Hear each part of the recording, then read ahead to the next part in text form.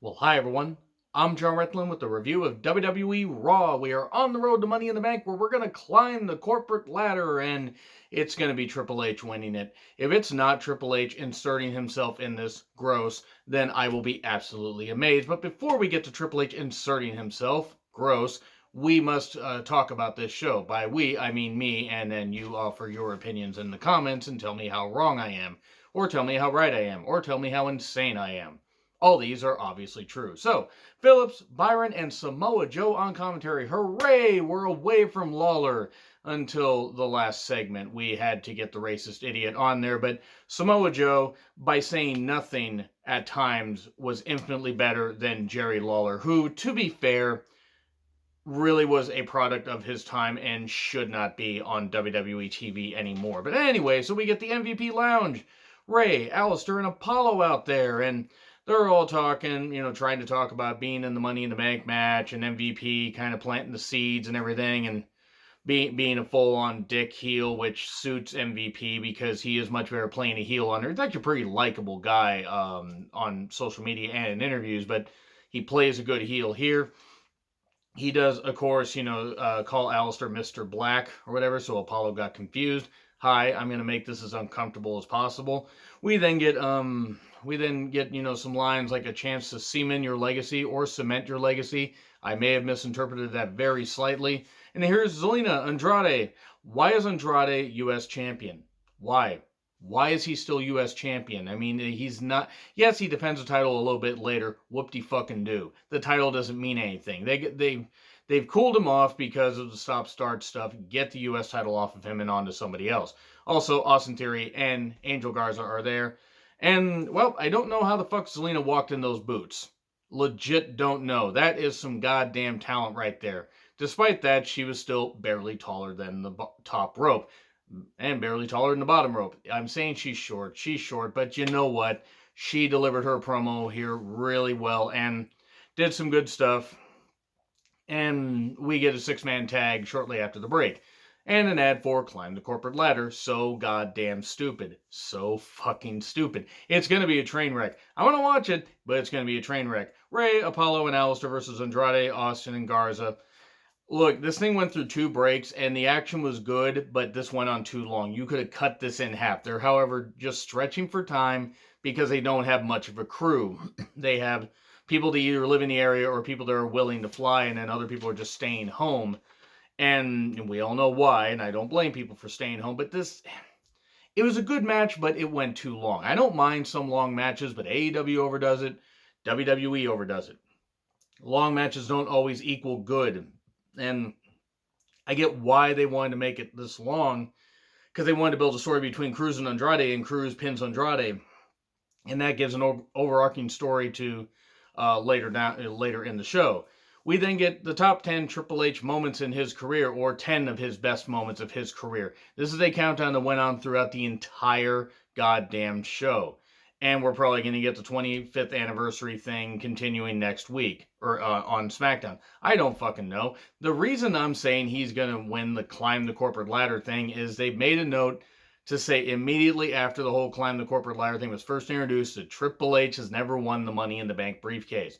Why would they say that if he wasn't going to insert himself? I have inserting oneself on the brain here for some reason. I think I've watched wrestling a little too much. So the number 10 moment is DX Reform. DX was always overrated. And number 9, when he beat Sting at Mania 31. Remember that horse shit? It wasn't as bad as when he didn't lose to Booker T, but people like Booker T can't be champion. Someone like you will never be champion. I'm never going to get over that. And then we get Andrade saying his compadres let him down. Well, Zelina said that, and Andrade agreed.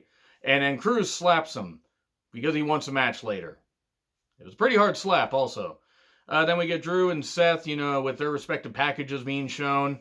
And then number 8, where he was in the first, Triple H rather, was in the first SmackDown main event, where, well, not the pilot episode, but the August 26, 1999 episode, where Shawn Michaels was a special guest referee and hit Sweet Chin Music on Rock. And they would pay that off by never having them face off because Rock didn't want to work with Shawn Michaels. Shawn was nursing a back injury, however legitimate or not. I don't know if it needed to keep him out for 4 years, but They never had that match because Rock didn't want to work with him because Shawn had disrespected The Rock's grandmother, apparently. That's smart. To be fair, Shawn was a prick back then. Not now, but back then. Number 7 moment, when Triple H helps Trish learn some moves, and it looks like he's giving it to her right in her stratosphere when Stephanie walks in. Then we get Nia, Asuka, and Shayna, and it never happens. The match never actually occurs because Nia just starts botching immediately. They need to fire Nia, or at least send her home and just pay her to sit at home for 6 months because she's goddamn useless in the ring. Now, wrestling is a contact sport and a contact athletic line of entertainment, but she can't fucking do anything. Did you hear Asuka's head hit with a thump on the mat? Now, Asuka's a pro and she can do some, make some stuff look good, but you can't make Nia look good. She is just fucking rotten.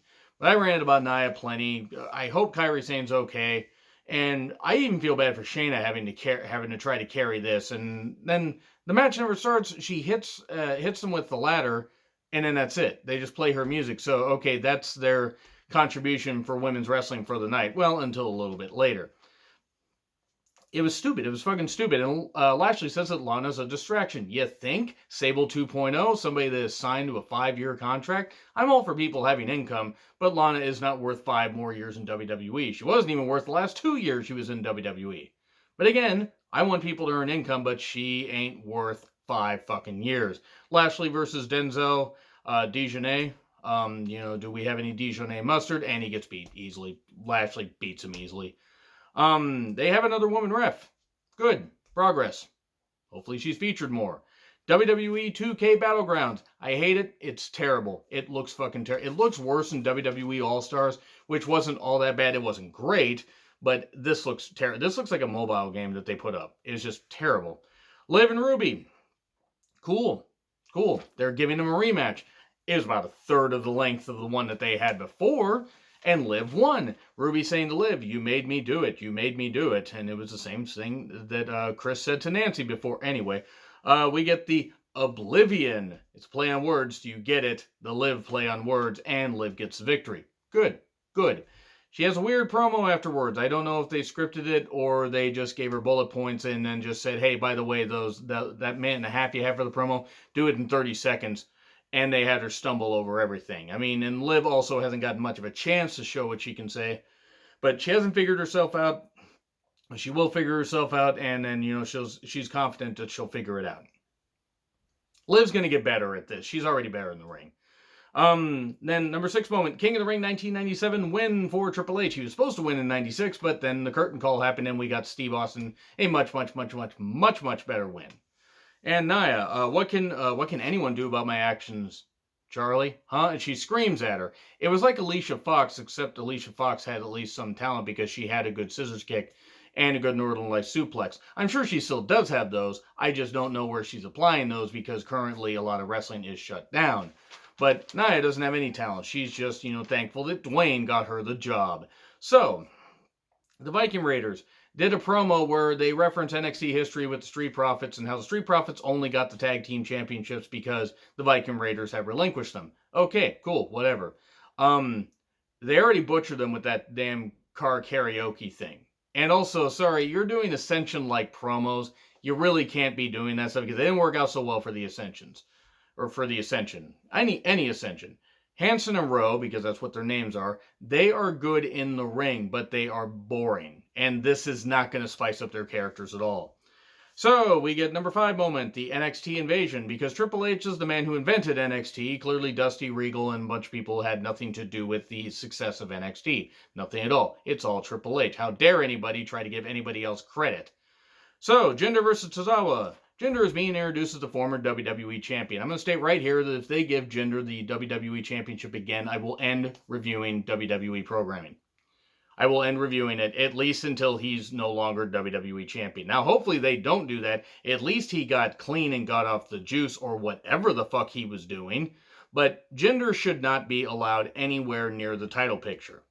Because he was never that good in the ring. He's adequate at best, and he should have never been WWE champion. There are people that like the fact that he was WWE champion. Fine, cool. I'm glad you guys did. I would rather take one of these and do that repeatedly. I will do that for a goddamn hour to my head. If it means, or, at least 10 times, 100 times a day if it means that Jinder will no longer have any shot at winning a championship, any championship, because he doesn't fucking deserve it. And he's signed for 5 more goddamn years. Why? I'm sure he's a nice guy, but why? What purpose does he serve?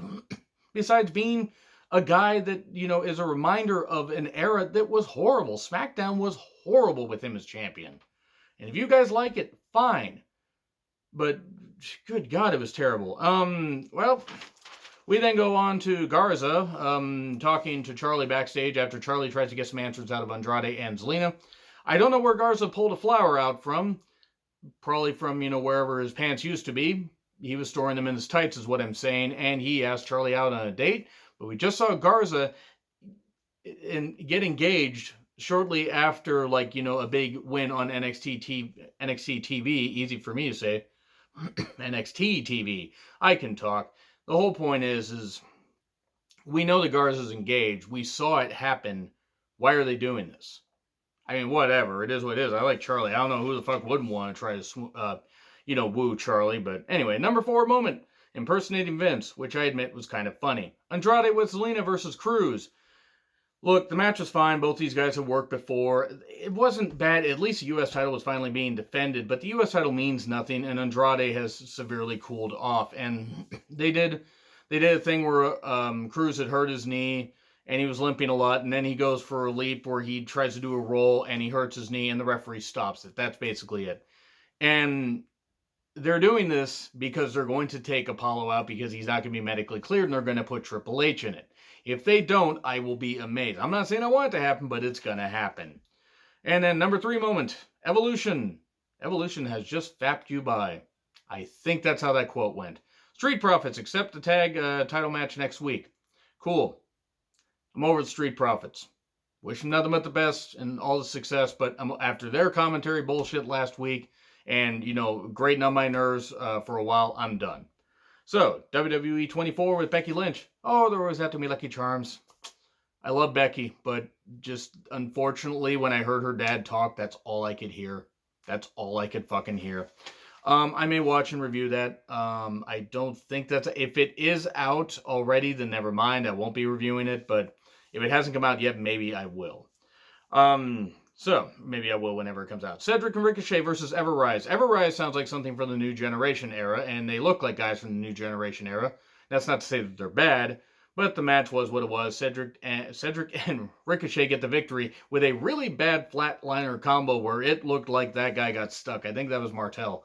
Ouch. Not Rick Martel. I don't know if he's related. But anyway, they're celebrating. And MVP is there with Shane Thorne and Brendan Vink. Why?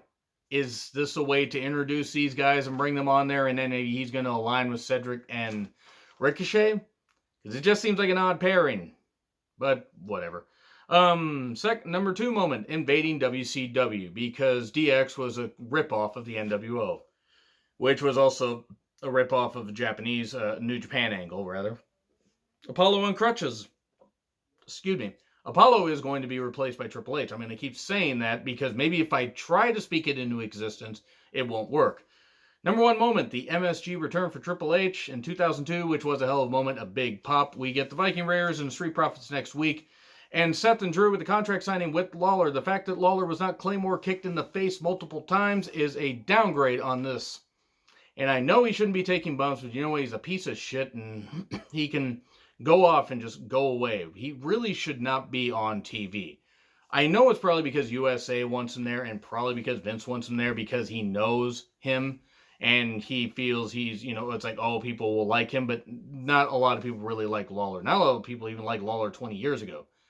I wasn't even that big of a fan of his commentary, actually, by about 2003.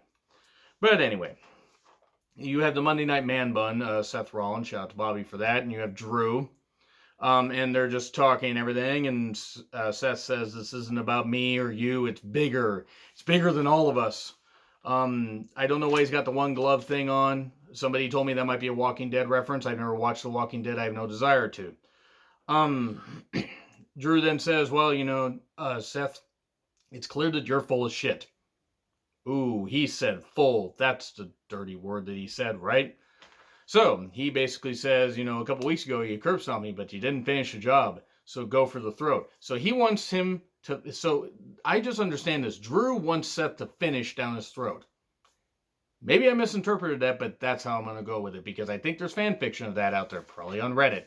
That's why I'm not on Reddit. That many reasons.